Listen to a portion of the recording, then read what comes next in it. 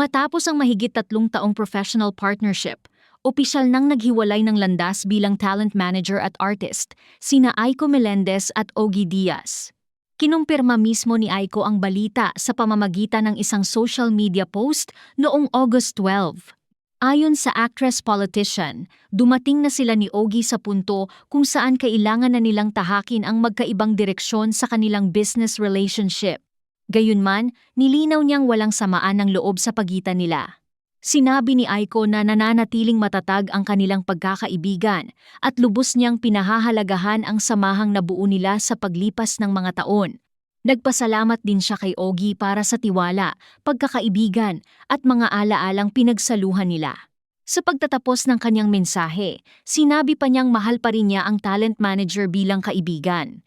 Matatandaang nagsimula ang professional partnership nina Aiko at Ogie noong March 2023 nang pumirma ang aktres ng management contract sa ilalim ng Ogie Diaz Inspires. Noon, sinabi ni Aiko na malaki ang naitulong ng mga payo ni Ogie sa pamamahala ng kanyang showbiz career. Samantala, nagsalita rin si Ogie Diaz tungkol sa pagtatapos ng kanilang professional relationship sa kaniyang showbiz update vlog. Ayon kay Ogie, maayos na nagpaalam si Aiko sa kanya sa pamamagitan ng Viber message. Ipinaliwanag umano ng aktres na nais niyang pagtuunan ng mas malaking pansin ang kaniyang political career at ang direksyong gusto niyang tahakin sa buhay. Ayon kay Ogie, halos 80% na ng buhay ni Aiko ngayon ay nakatuon sa politika, habang 20% na lamang ang inilalaan nito sa kaniyang showbiz career. Dahil dito, naunawaan niyang natural lamang na mag-focus si Aiko sa kaniyang mga responsibilidad bilang public servant. Tinanong din si Ogie kung may kinalaman ba ang magkaiba nilang paninindigan sa politika sa kanilang paghihiwalay bilang manager at artist. Inamin niyang isa rin itong naging factor, ngunit nilinaw niyang hindi kailanman nasira ang kanilang respeto at pagkakaibigan dahil lamang sa magkaibang political views.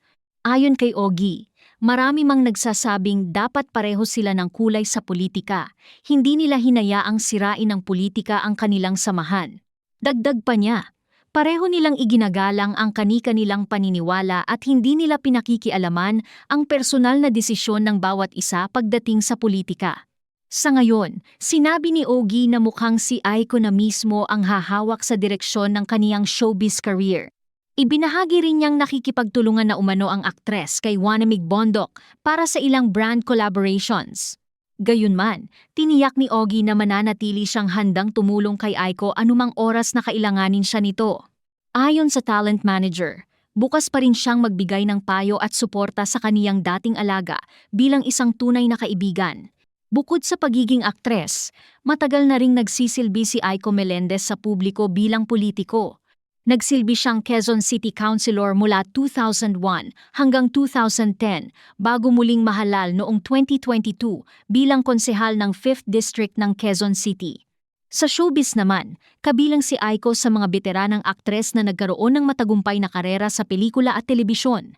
Nakilala siya sa mga proyektong tulad ng Wildflower, Bagani, Prima Donnas at Inday Bote, at tumanggap din siya ng mga prestihiyosong parangal kabilang ang Luna Award.